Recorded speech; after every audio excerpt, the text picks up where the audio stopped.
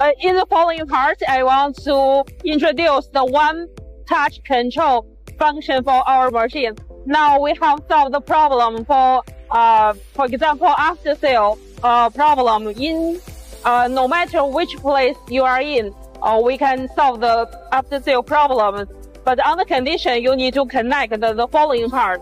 First, on the PLC, you need to connect the SM card or Wi-Fi connection here. This part puts the SM card. This part, if you have the Wi-Fi connection, please insert the plug in here. And then we can remote the cell phone app, computer app, and the PLC control at the same time. But this way we can solve the problem. Now I will show you the actions.